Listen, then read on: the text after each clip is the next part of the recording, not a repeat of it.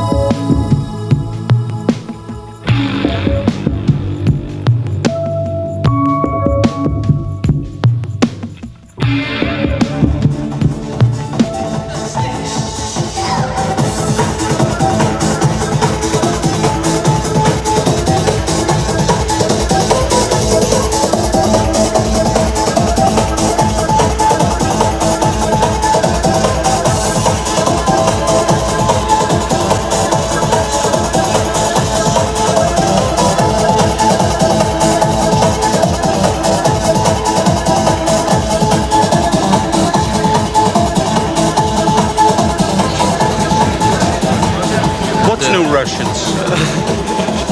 Somebody who can afford $20 for entrance and 50 more for ecstasy, and it's mostly prostitutes, gangsters, and other stuff like this.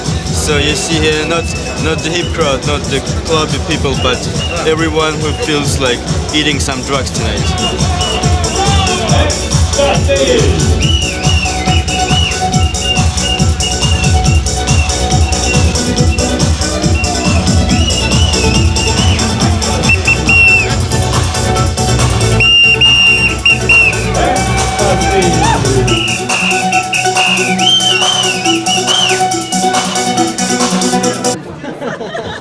Я не могу сказать, где я беру деньги.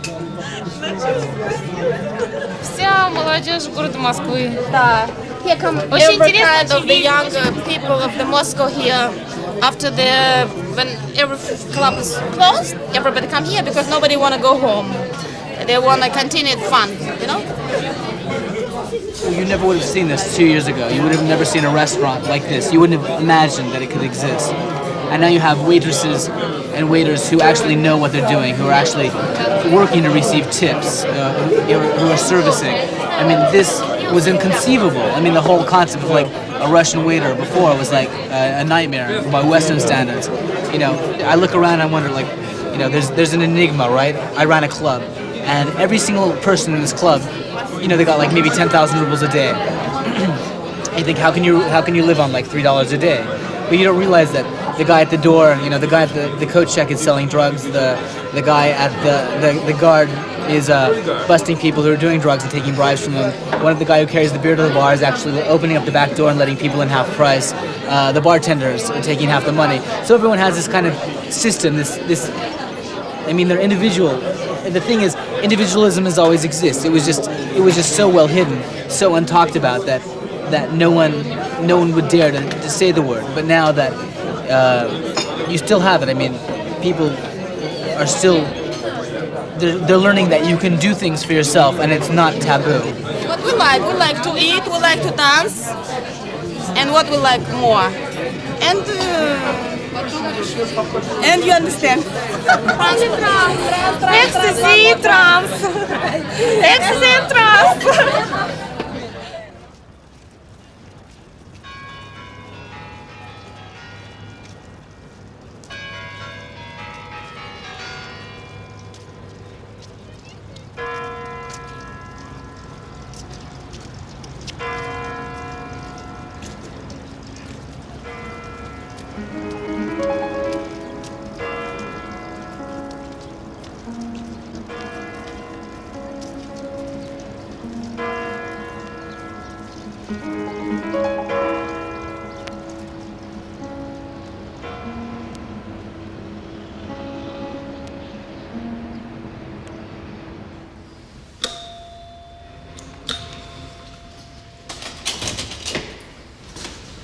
Пожалуйста, проходите. Сюда, пожалуйста.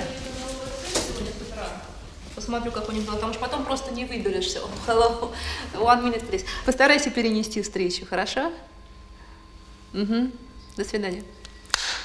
Sorry. Busy? Oh, yes. Горячая линия, телефон постоянно занят с утра до вечера. Так, я думаю, мою квартиру снимать рано, нам так не терпелось переехать перед Новым годом. Ремонт еще не закончен. Are you happy with it? Ну, трудно сказать, когда столько сил отнимает ремонт, и когда все это делается своими силами. Is this your taste? Не совсем мой вкус, хотя, конечно, со мной советовались дизайнеры, но я хотела в таком стиле сделать квартиру, в стиле ампир. How many rooms Так. is this? Здесь была раньше коммунальная квартира, она состояла из 8 комнат. Сейчас здесь 6 комнат. For 8 Да, families? я могу показать вам. Минуточку. Это очень хорошо делает мой сын. Можно мы его пригласим? Максимка! Максим!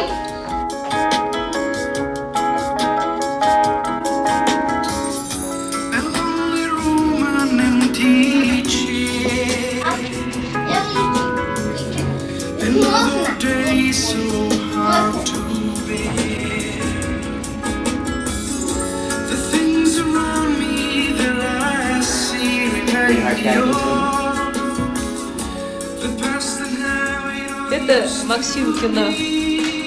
What's that? Максимкина туалет. Туалетная комната Максима. Это наша кухня. Вот она у нас готова почти. А это наша домоучительница Зоя Александровна. Когда Максим нарисовал у себя в альбоме «Мой повар». Зоя Александровна мне помогает на кухне. Она готовит. Очень вкусно готовит. И тоже у нас почти с рождения, да, Максим? Здесь у нас рисовали потолки очень известные художники. Они продают свои, да, Волконские, они продают свои работы за рубежом, их знают хорошо. Делают вот такие очень интересные миниатюры.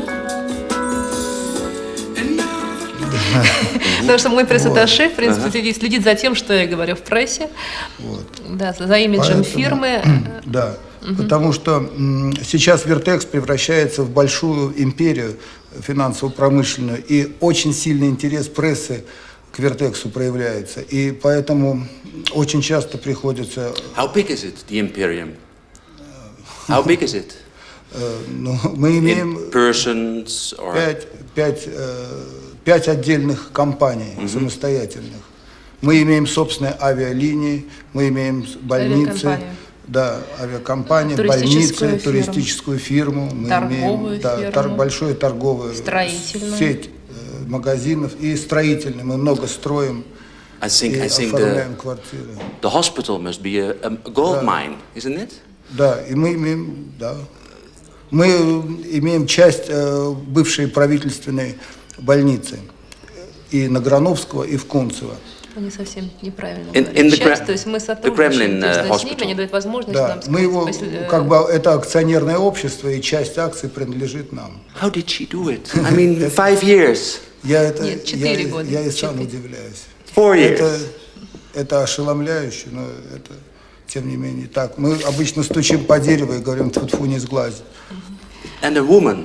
У нас женщинам-царицам удавалось больше, чем царям-мужчинам. А женщины вообще That's лучше true. мужчин, лучше. Екатерина, говорят, золотой век Екатерины, и вот золотой век Вертекса вот, Куля олицетворяет, и золотой век предпринимательства русского.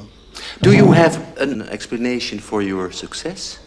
I mean, everybody wants to be rich, and you're Вы знаете, мне among the кажется, richest. что дело не в том, что я женщина, да, дело не в том, что сегодня такое время хорошее.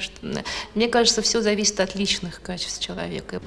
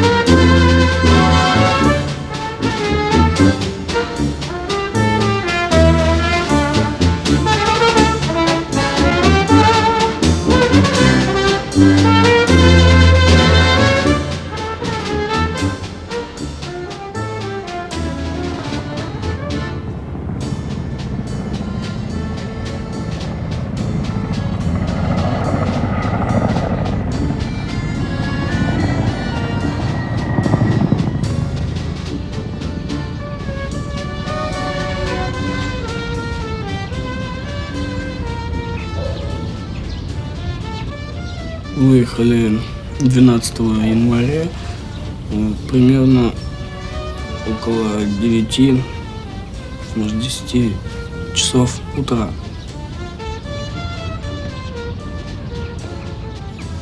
Мы поехали через нефтезавод по окраине города и вышли на трассу Ростов-Баку. В районе Черноречья мы попали под обстрел. Машины уже были не в состоянии двигаться сами. Все. У меня были прострелены все 6 колес. Вот. В лесу мы перевязали раненых. У нас было 3 человека раненых из 5. Вот. Наложили им повязки и продвигались дальше в цепочке. Первым шел офицер, и он, когда мы шли, увидал впереди 2 чеченцев. Я в тот же день, когда узнала, что он в Чечне, я в тот же день и выехала туда. Потому что мне сообщили в этот же день, что он уже в плену. Я вечером возвратился, а утром уже уехала за ним. 2 недели его искала.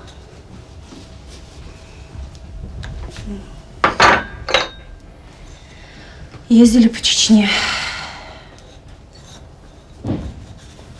В общем-то, матери были предоставлены сами себе. Мы должны были сами искать своих ребят, потому что помощи мы никакой не видели.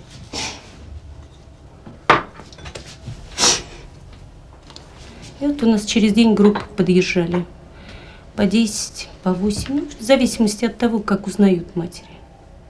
Потому что официально, я говорю, вот до сих пор мне никто не сообщил. То, что он в Чечне, то, что он попал в плен, я этого ничего из официальных источников не знаю.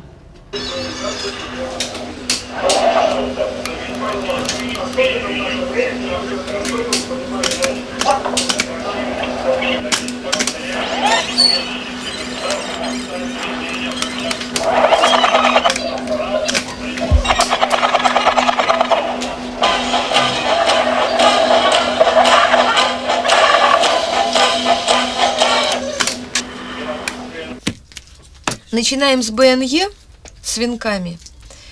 И потом, я думаю, для того, чтобы как бы уравновесить официозность всего этого дела, дадим панихиду матерей. Панихиду нам снял Коля. А он приехал уже, да? Нет, Коля делает основной материал, у него меры безопасности в Москве. Вот что делать дальше? У нас на тему войны, на тему армии у нас следующие вещи. Шествие коммунистов, которое начинается в 16:30. Пресс-конференция главкомов. Так. Ну потом, наверное. Ты знаешь, что мы сейчас доверстаемся, я хотя бы просто сейчас... Пробежись, да. Потому что я потом... А что, у тебя не до конца? Нет, 1 страница. А ты не подписался? Я сделал под тебя это. Все ясно.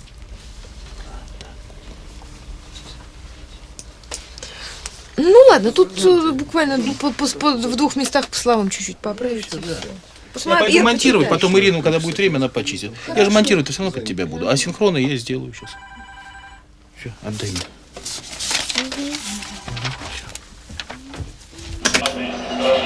Первые венки к могиле неизвестного солдата у Кремлевской стены сегодня возложили президент России Борис Ельцин и премьер-министр правительства Виктор Черномырдин.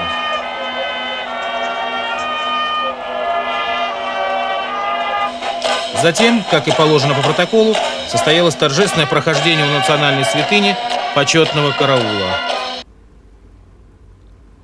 Извините, минуточку. Минут 20, да? Сейчас пробки. Ну, постарайтесь, пусть они постараются побыстрее доехать. Может, кто-то им покажет дорогу, объяснит, как доехать, хорошо? Угу. Ну, все, пока. Так, я приглашаю вас выпить чашку кофе. Да, по поводу охраны ребенка. Я сейчас меняю охрану, они очень удовлетворены тем, как осуществляется. Я считаю, да, что это необходимо на сегодняшний день, да. И я хочу, чтобы у него была профессиональная скрытая охрана. So that's the backside of riches. Но сейчас такое время, к сожалению, что я беспокоюсь о ребенке. What do you think would be possible? What could they do to your child? Ну, в прессе появляются сейчас статьи о том, что, ну, это ни для кого не секрет, что детей воруют с целью получения выкупа за них. И мне хотелось бы такую ситуацию просто, да, предотвратить. Is your business ever intruded by mafia? Мне не приходилось сталкиваться с мафией ни разу. И это и потому, что мафия, как правило, приходит туда, где что-то не все в порядке. То есть, где им есть возможность за что-то зацепиться, где черный бизнес и так далее. У меня белый. Да, шантаж. У меня белый бизнес, я могу обратиться к полиции. Сегодня в начале пути, сказать, они не пришли, может быть, сказать, не думали о том, что там большие деньги, а сегодня они уже не могут прийти, потому что у меня очень большая охрана, и я помогаю муниципальной милиции, вхожу с ними в фонд города Москвы, они обеспечивают мне охрану. So they offer you protection.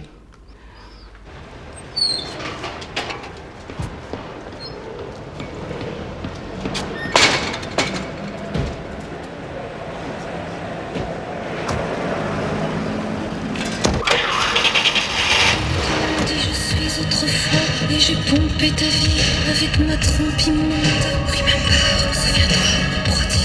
Estomac. Mon gosier de métal parle toutes les langues. Les minutes mortelles folâtres sont des gangs qu'il ne faut pas lâcher sans en extraire l'or. Souviens-toi que le temps est un joueur avide qui gagne sans tricher. À tout coup, c'est la loi. Le jour décroît, la nuit augmente. Souviens-toi, le gouffre a toujours soif, la clepsydre se vide. Souviens-toi, souviens-toi. Очень много рекламы на улице появилось, но плохого качества. Как утверждают, связаны со все большей вероятностью привести в исполнение обещания чеченских боевиков устроить в Москве террористический беспредел и уголовный хаос. Несмотря на милицейскую усталость, все же нельзя не отметить, что после ввода усиленного режима, а также взаимодействия милиции с так называемыми приданными армейскими силами, теперь в течение суток в Москве удается раскрыть до 70 преступлений, которые по телефону рассказывают о якобы заложенных террористами взрывных устройствах. Традиционно московские милиционеры любят проверять людей с внешностью южан и дорогие иномарки. И все же пока ни один чеченский террорист в городе не обнаружен. У вас такое большое желание попасть в агентство? Да. А почему? Ну, мне нравится эта профессия, я бы хотела, конечно, стать. Или фотомоделью. Почему? Ну, мне нравится. Не знаю. Вы хотите стать известной? Ну, наверное. Наверное? Понятно. Значит, вы еще учитесь в школе? Ну да. Настя, понимаете, существуют какие-то такие понятия в этом бизнесе, как какие-то черты определенные, которые должны соответствовать нам. Сколько вам лет, Танечка? 20. А какой у вас рост? 183. 183. Вы знаете, рост 183 для нас, к сожалению, это проблематично. С таким объемом бедер очень сложно. 97. Это нереально просто. Просто нереально работать. 63. При вашем росте, при том, что у вас такой высокий рост, объем бедер должен составлять максимум 92 сантиметра. Есть какие-то специальные, вещи, которые специфичны для этой профессии. Например, у вас, я просто не хочу так афишировать, но вот, допустим, верхняя тонкая губа. Когда вы работаете на подиуме, и кто-то не проходит в бедрах, это уже проблемой становится. Вот поэтому я не знаю, если невозможно похудеть, то, к сожалению. Это реально, я думаю. Подождите, пока не уходите.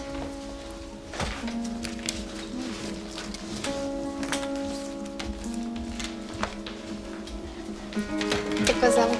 Минеева Ирина. Как? Минеева Ирина. У вас очень маленький рост.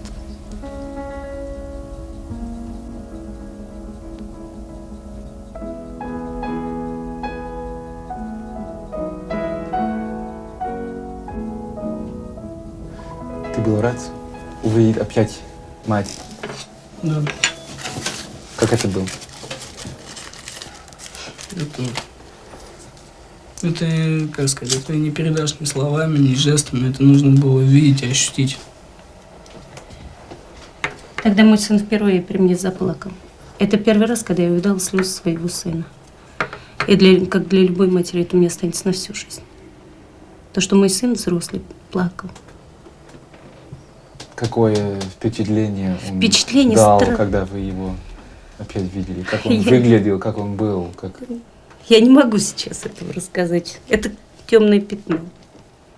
Я только чувствовала то, что рядом со мной мой сын. И все.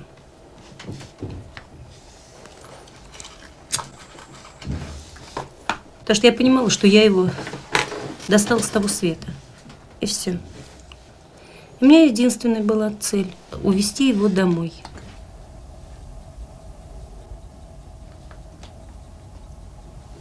После обмена, как меня отпустили, мама приехала как раз в тот момент, когда я заполнял бумаги.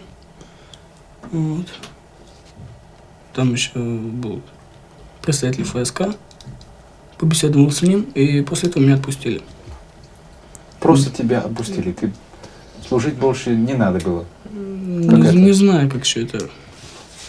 Может быть, и надо, но я его не отдам. Но как было возможно, что вы Ну, как было забрали возможно? его? Но если они, отправив мальчишку на войну, по-другому это не назовешь, он попал в плен, им никто не занимался. Ездила его, искала я. Военные им не интересовались, он им не был нужен. Он был нужен только мне. Неужели я, пройдя такое, я отдам его опять? А практически? Как это было возможно? Юридически, это незаконно, то, что он у меня дома, я это знаю. Но я его все равно не отдам. Потому что у нас получается так, что как только 18 лет исполняется мальчишки, его забирают в армию. И нас как бы лишают прав на наших детей. Ну вот мы теперь хотим просто отстоять свои права. Ты хотел уехать с ней? Ты знал, что ты в тот момент, что ты делал? Да. Вполне оценивал все происходящее. Ну ты тогда не думал, это может быть опасно, будет проблем? Я знал то, что так это просто все не пройдет, потому что это все-таки война. А война это серьезно все. Я знал то, что это будут после этого хоть и малые, хоть и большие, но все-таки проблемы будут. Но все равно дом есть дом. После обмена были еще контакты с армией? Нет. Вообще нет? Нет, он дома. Мы как приехали вот 8 февраля, он так сидит дома. А ты не бойся, что зайдет за тебя? Ну, как таковая боязнь есть. Но единственное, как все равно осталось то убеждение, то, что в армию я уже не пойду. Это, хотя они даже этого добьются насильно, то, что я все-таки опять окажусь в армии, но служить я все равно не буду. Потому что я считаю, то, что я должен был отдать срок в армии, я уже его отдал. Нельзя воевать! Хватит! Вот почему мы стоим в защиту армии! Подумайте о 18-летнем мальчике, который идет против головорезов! Почему? Он должен проливать кровь, потому что демократия! Это жертвы демократии! Но запомните, так вот если будет сейчас так, как сейчас, нас не будет уже через 20 лет. Вот почему наша партия первым поставила в программе: Россия является национальным государством русских. Вернемся к сегодняшнему дню. 17 общественно-политических объединений подали заявки в московскую мэрию на проведение массовых акций по случаю 23 февраля. 77-ю годовщину создания Красной Армии отмечает сегодня партии и движения оппозиции. К собравшимся под красными знаменами ленинцам из Трудовой России, РКРП и КПРФ примкнули национал-патриоты под черно-желто-белыми стягами. Среди организаторов манифестации Союз офицеров Станислава Терехова. Мэрия дала согласие на движение шествия по Тверской от Пушкинской до Театральной площади. В документах городской администрации, разрешающих демонстрацию оппозиции, численность ее участников определена в 30 тысяч человек.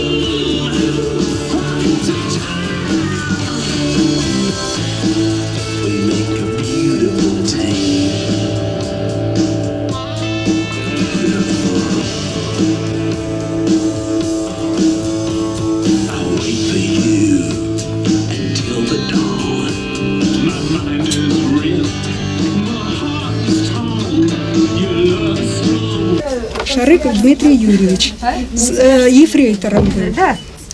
Последнее письмо, откуда они получили, Тоцк. Да, ну что вам отвечают? Вот только они должны, они самые главные. Да, только они, потому что с фронтов все бумаги по убитым, раненым и все такое, прежде всего, штабы отдают. А штаб уже может только развернуться нам чего-то такое дать. Но нам они как такового не дают ничего. 204 38 10 и 204 32 49. Прибывает, да. Морского флота. Позвоните. Они там другой раз очень хорошо отвечают. Назовете номер части. А когда номер части назовете, и спросите, скажите, пожалуйста, что вам где можно разыскать сына. Я приехала сюда искать сына. Поеду туда уже.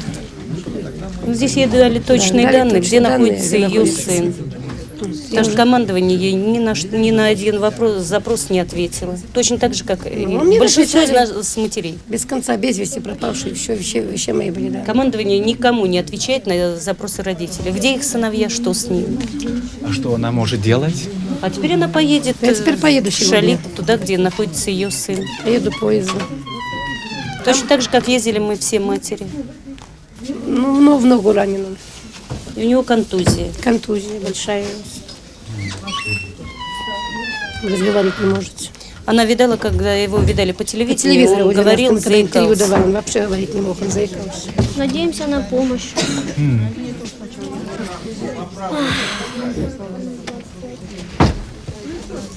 Вы не боитесь сюда поехать? А чего бояться? Там же люди. Спасибо. Не будем бояться. Из-за сына я бояться не буду. Ради его счастья, ради его жизни я не боюсь ничего. Мне уже, знаете, что...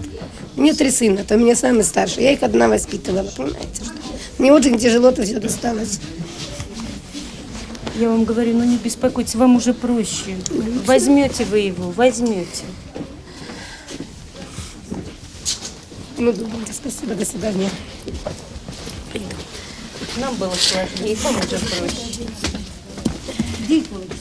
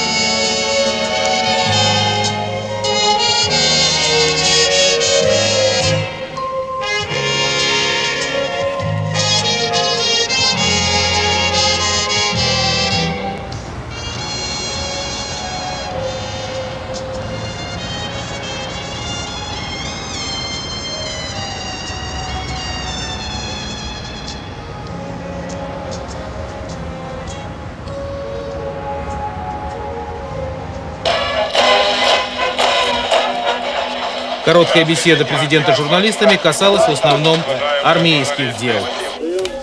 А что вы сейчас даете? Звука Честно говоря, ненавижу протокол.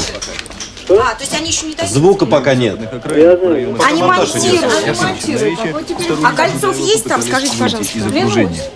Две группы ополченцев при поддержке 7 танков атаковали западнее 15-й заставы и в районе улицы Сайханова позиции полка ВДВ. Назрань. Еще около 80 вооруженных чеченцев прорывались в город с юга. Назрань в Москве, ответьте. По данным МВД России, за эти сутки уничтожено около 100 дудаевских бойцов, подбит 1 танк и БТР. Назрань. Кроме того, в Грозном захвачено Назрань, ответьте, артиллерийское орудие, 12 автоматов, 30 то есть, возможно, что будет 79 перегон. гранат и 11 снарядов гранатомета. Между тем, сегодня в Москве министр обороны Павел вообще Грачев никуда не заявил, уходим. что армия полностью и с достоинством выполнила свои задачи в Чечне. В то же время Грачев признал, что информационную войну на Кавказе Россия полностью проиграла. Хлеба, там, чай, пожалуйста. У нас никогда не было такого, чтобы нас чем-то ущемляли. Нас гораздо больше, нас кто никогда не встречал. Первый, здоровались, а второй вопрос был, кушали ли мы или нет. То есть, хоть даже кто-то мог 5 минут назад на нас злиться, вот там что-то, то, что вот вы российские, вы пришли к нам с войной на нашу землю, а потом он все равно говорил, кушали вы или нет. То есть, так вот. Просто не трогали меня. У них по Корану пленного нельзя трогать. Вот. И просто они мне давали объяснение вот тем действиям, которые они совершают. Они воюют только вот за свой клочок земли, вот, на котором они живут, на который вошли войска. Просто они хотят освободить свою землю, чтобы не было там ни войны, ничего. Как таковая, там просто идет, я не знаю, геноцид натуральный. А так то, что улыбаются солдаты, это не только вот здесь они улыбаются перед камерой. Таких вот мы все время улыбались, по нам стреляли, мы улыбались, плакали. Вот пацан стоял, у него вот снайпер 10 сантиметров над головой у него пули сели, он тоже стоял, потом упал и улыбается тоже, что делать, плакать, жив остался, радостный.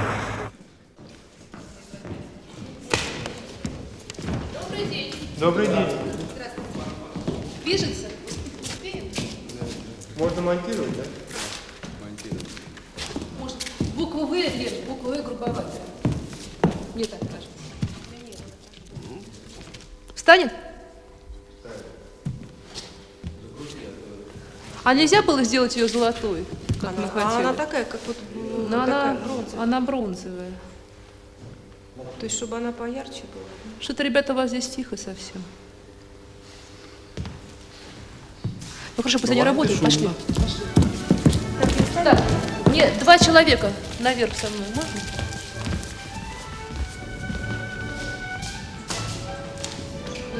То есть вот так же балдахином закрыто. И также вот эта вот штучка. Мало. Давайте переставим мебель всегда.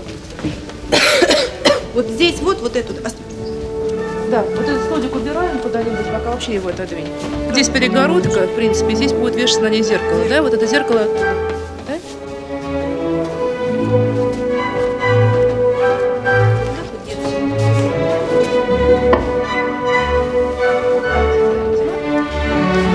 Вот что-то. Если к ней поставить, может быть, не надо будет загораживать. Не надо будет стенку ставить. Нет, не надо. А здесь что? К сожалению, опять все не очень вовремя все. Как в квартире, так и у меня здесь в офисе. Мы готовимся к открытию. И вот эта румынская мебель, мы на нее имеем эксклюзив. Нигде, кроме нас, в мире она не продается. Мы еще не решили, но, в принципе, нам с доставкой она обходится где-то порядка 15-18 тысяч долларов в комплект в среднем. Какую наценку будем делать, мы еще не решили окончательно. Вот сейчас мы определимся. And this one, this set here? Так, это Италия. Внизу вы видели, я вам покажу еще. Там натуральное дерево. Все, я сегодня пострадала. Там натуральные, ноги мои не показывают. Там натуральное дерево. Здесь дерево с пластиком. Тоже делается в основном под заказ. Wood and plastic. Да, это сверху пластик. А я вам сейчас покажу на первом этаже, там целиком дерево. Целиком. Это сделано под старину, видите? С такими штучками. And this is for Russians or for Arab sheikhs? Эта мебель у нас идет и в России, и в Арабских Эмиратах. Но в Арабских Эмиратах больше любят, чтобы целиком золото было, сусальное. Я вам покажу внизу. То, что любят в Арабских Эмиратах, предпочитают. Так, тогда спускаемся вниз. Здесь пока оставляем.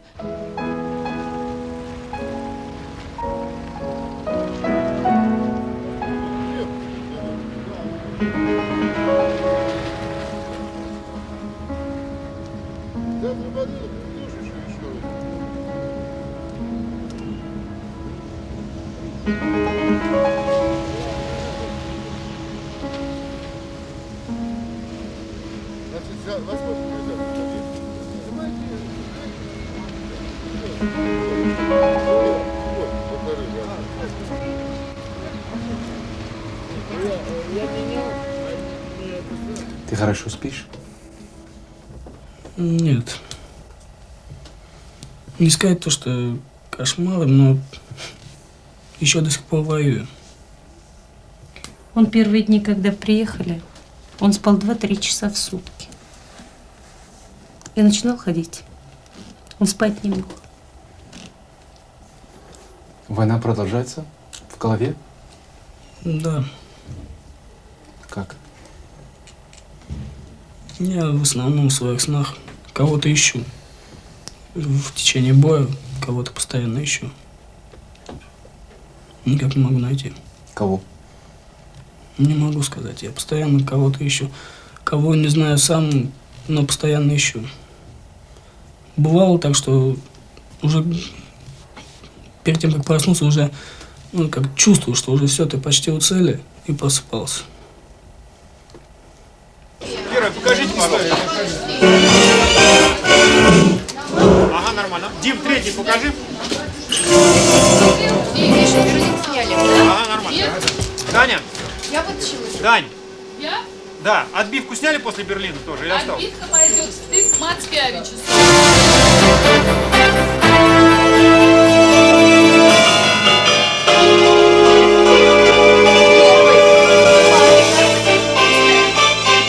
Добрый вечер. Начнем с того, что происходило в Москве. Основные мероприятия были связаны с Днем защитника Отечества, и открыл их президент Ельцин.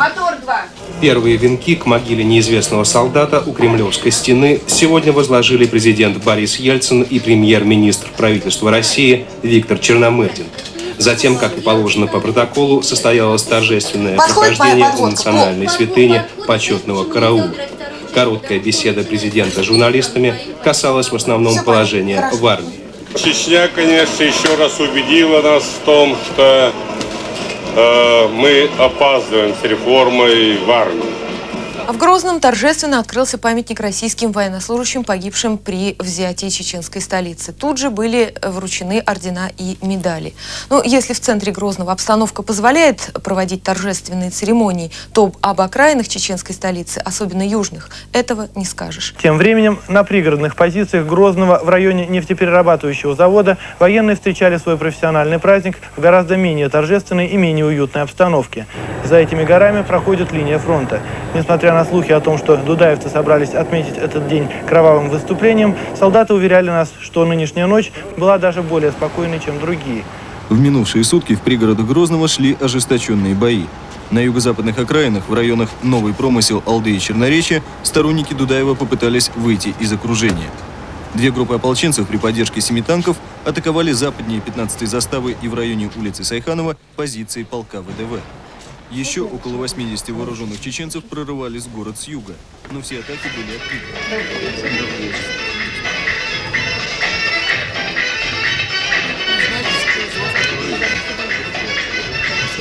Здравствуйте. Здравствуйте. Куда?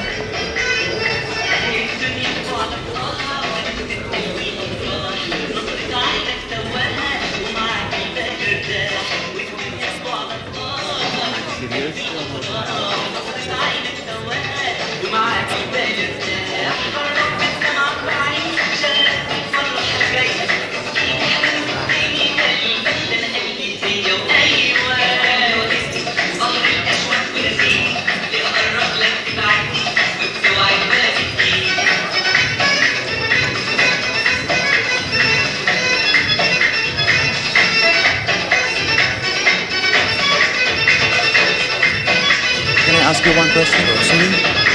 How come that there is so much money here?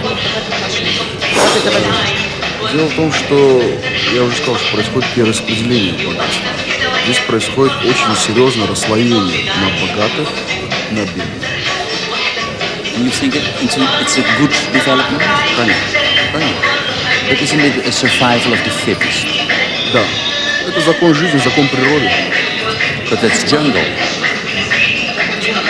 Нет, это закон человечества.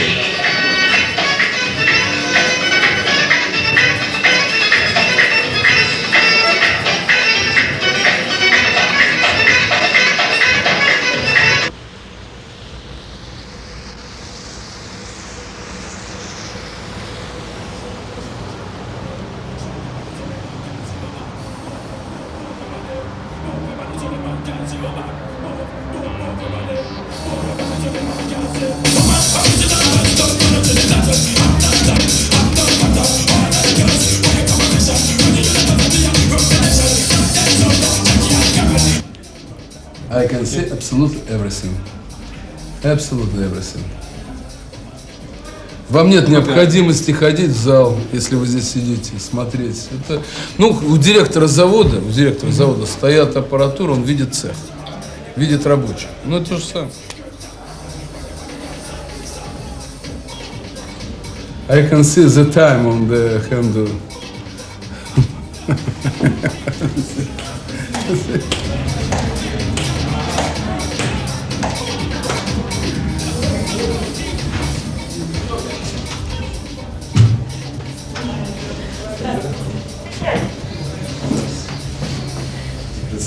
Наташа. Садись.